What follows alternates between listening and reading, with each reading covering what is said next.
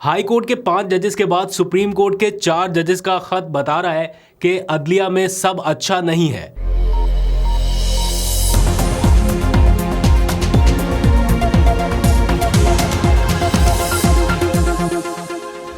बिस्मिल्लाहिर्रहमानिर्रहीम, अस्सलाम वालेकुम। पाकिस्तान और दुनिया भर में देखने और सुनने वालों को अब्दुल कादिर का सलाम।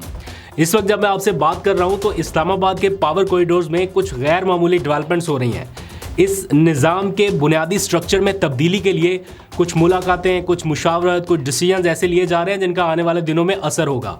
एक तो आपको पता है कि अपोजिशन का जो ग्रैंड अलायंस बना उसका पहला गैर हतमी नतीजा सामने आया है और उसके नतीजे में चीफ इलेक्शन कमिश्नर के लिए नए नामों के ऊपर गौर शुरू हो गया और इस रेस में कुछ पुराने घोड़े भी शामिल हैं। आप इमेजिन करें कि अगर आपके नए चीफ इलेक्शन कमिश्नर काजी फाइज ईसा हूं तो कैसा रहेगा। इस बारे में अपनी राय का इजहार जरूर कीजिएगा। मैं ये बात क्यों कह रहा हूँ व्लॉग के आखिर में आपको बताता हूँ, बल्कि अगले हिस्से में। और फिर कल के यौम स्याह के लिए भी पीटीआई का प्लान इस वक्त फाइनल है।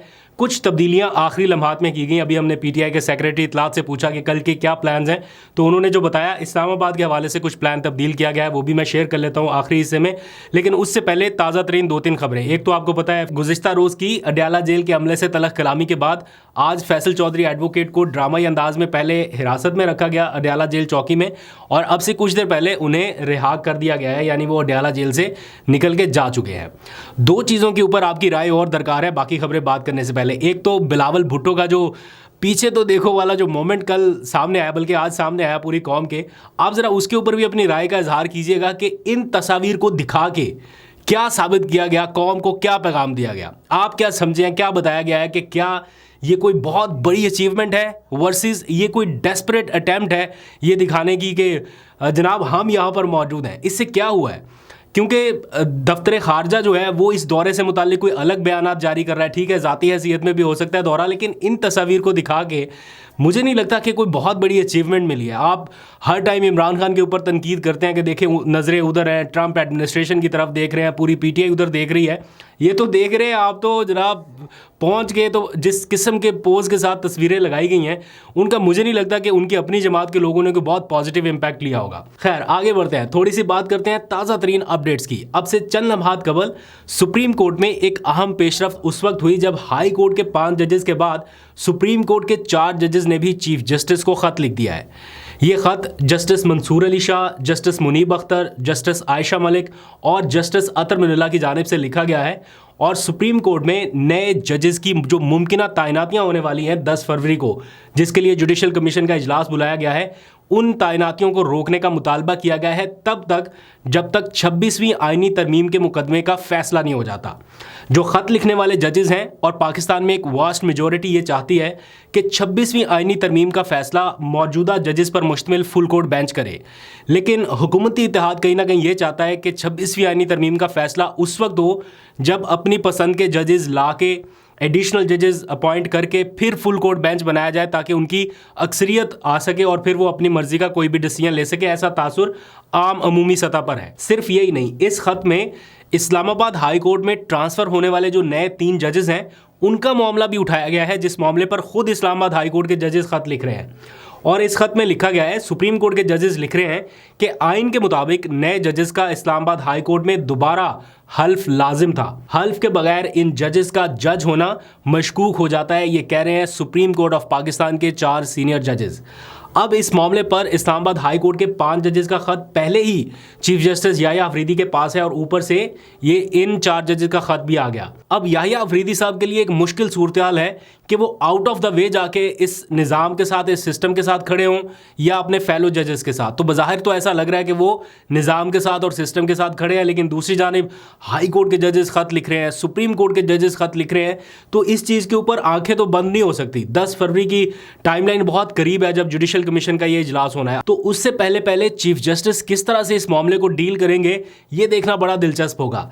इस सारे मामले की जो बुनियादी वजह है वो आपको पता है 26वीं आईनी तरमीम है और उसकी बुनियाद एक ऐसी पार्लियामेंट से है जिस पर अपोजिशन जमातों को एतमाद ही नहीं है, और उसकी वजह 8 फरवरी का इलेक्शन, उसके बाद जो कुछ हुआ मैं उसकी डिटेल में नहीं जाता। बहरहाल इस सारे मामले पर आपको पता है ग्रैंड अलायंस एक वजूद में आया, पीटीआई की पूरी लीडरशिप इमरान खान की हिदायत पर यह कोशिश कर रही थी कि मौलाना फजलुर रहमान को ऑनबोर्ड किया जाए और उसमें उनको गुज़िश्ता 2-3 दिनों में कामयाबी मिली। अब जैसे ही ग्रैंड अलायंस का वो पहला इजलास हुआ तो उसका गैर हतमी नतीजा हमारे सामने उस सूरत में नज़र आया जब शहबाज शरीफ साहब बतौर वज़ीर आज़म मौलाना से मुलाकात के लिए पहुंचे। लेकिन हैरानकुन तौर पर इस बार मौलाना ने वज़ीर आज़म से मुलाकात करने से पहले अपोजिशन के उन रहनुमाओं को एतमाद में लिया कि आपसे मुलाकात के बाद अब वज़ीर आज़म मेरे घर तशरीफ़ लाना चाहते हैं मुलाकात के लिए, बतौर सियासी रहनुमा मैं उनसे मुलाकात करूँगा। लेकिन इस पर उन्होंने अपना मौक़िफ़ जो है वो उनके सामने एज़ इट इज़ रख दिया जो अपोजिशन जमातों के इजलास पे तय हुआ था, यानी नए इंतखाबात, मौजूदा निज़ाम की तब्दीली और सबसे अहम इलेक्शन कमीशन की तश्कील नौ। अगर इस पूरे प्रोसेस में से सिर्फ इलेक्शन कमीशन की तश्कील नौ कर दी जाए ना तो मेरा ख्याल है बहुत सारी चीज़ें आला अदलिया तक जाने से पहले पहले यहाँ पे सॉर्ट आउट हो जाएंगी। तो इलेक्शन कमीशन का एक कलीदी किरदार रहा है। तो आज ये खबरें चल रही हैं कि इस मामले पर मुशावरत शुरू हो गई है, चूँकि अब उनका टेन्योर ख़त्म हो गया तो वज़ीर आज़म और अपोजिशन को मुशावरत करके नया चीफ इलेक्शन कमिश्नर और पूरा ये प्रोसेस कंप्लीट करना है लगाने के लिए, तो उस पर कुछ नामों पर गौर हो रहा है।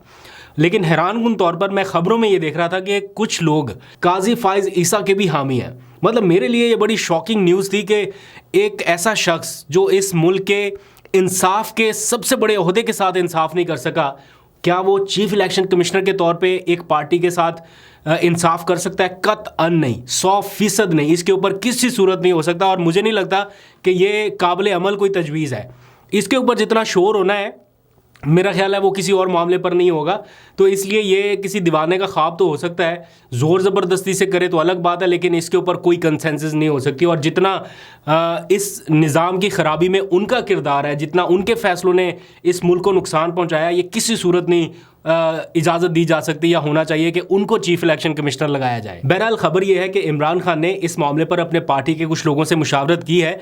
इब्तदाई 2-3 नामों के ऊपर अभी डिस्कशन हुई है। ये बिल्कुल इब्तदाई राउंड है, अभी कोई डिसीजन फाइनल नहीं हुआ कि इस नाम के ऊपर पीटीआई जाएगी या इस नाम के ऊपर। कोई 2-4 नाम है, अभी मुशावरत का एक तरह से अमल शुरू हो गया। अब आ जाइए एक और ख़बर की तरफ, और ये है अली अमीन गंडापुर के हवाले से, और ये बड़ी डेवलपमेंट है। इत्तला ये है, सिग्नल्स ये मिल रहे हैं कि अली अमीन गंडापुर इस वक्त बतौर वज़ीर आला अपनी इनिंग के कुछ आखिरी ओवर्स खेल रहे हैं। और इमरान खान जिस तरह से अपने पार्टी रहनुमाओं से उनके बारे में गुफ्तगू कर रहे हैं, जैसे ट्वीट्स में उनके हवाले से एक राय आ रही है, उसको देख के लगता है कि इमरान खान ने उनका कोई ना कोई ऑल्टरनेटिव सोचना शुरू कर दिया है। मैं ये बड़े मोहतात लफ्ज़ों में कह रहा हूँ कि ऑल्टरनेटिव सोचना शुरू कर दिया। बात शायद इससे थोड़ी आगे निकल चुकी है, और जिन लोगों से हमारी बात होती है, ऐसे लोग जिनका कोई स्टेक नहीं है कि उनको जाके कहीं वज़ीर आला बनना है या केपी में उनका कोई स्टेक हो, उनकी तरफ से ये सिग्नल्स मिल रहे हैं कि किसी ऑल्टरनेटिव नामों के ऊपर गौर जारी है और कोई 2-3 नाम शायद डिस्कस भी हो गए हैं। अब अली अमीन गंडापुर कब तक अपनी वज़ारत आला बचा सकते हैं ये उन पर डिपेंड करता है, उनके फ़ैसलों पर और उनके सूबे में उनके लोगों के साथ होने वाले जो सरकारी लोग हैं उनके रवैये से होगा। ख़ास तौर पर आईजी केपीके के आने के बाद इमरान खान बहुत ज़्यादा नाराज़ हैं कि आपकी कंसेंट के बगैर या आपकी मर्ज़ी के बगैर नया आईजी नहीं आ सकता था, अगर आ गया तो आपने इसके ऊपर पब्लिकली इसको डिसऑन क्यों नहीं किया। कल के यौम स्याह के लिए भी पीटीआई का प्लान इस वक्त फ़ाइनल है। कुछ तब्दीलियां आखिरी लम्हात में की गई। अभी हमने पीटीआई के सेक्रेटरी इत्तलात से पूछा कि कल के क्या प्लान्स हैं। मैं कोशिश कर रहा था इस्लामाबाद से ज़रा पता चले कि कहाँ पे हो रहा है प्रोटेस्ट, क्योंकि आखिरी वक्त में बताया जाता है इस्लामाबाद में कि फ़लाँ जगह पे एहतजाज होगा, क्योंकि यहाँ पे तो पुलिस हर जगह पे पहुँच जाती है ना, पूरी अलर्ट होती है।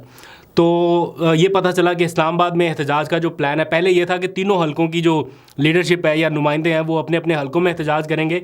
तो अभी सेक्रेटरी इत्तलात से बात हुई, उन्होंने बताया कि तीनों हलकों के जो लोग हैं वो भी सवाबी की तरफ ही जाएंगे, यानी इस्लामाबाद में एहतजाज नहीं होने जा रहा, इस्लामाबाद का एहतजाज भी सवाबी में ही मुंतकिल किया गया। तो यहाँ से भी लोग अपने काफ़िले लेके या जैसे भी रैलियों की शक्ल में सवाबी की तरफ ही जाएंगे। तो कल जो भी होगा आपको अपडेट करता रहूँगा। अभी तक के लिए इतना ही। अपना बहुत सा ख्याल रखिए। अल्लाह हाफ़िज़।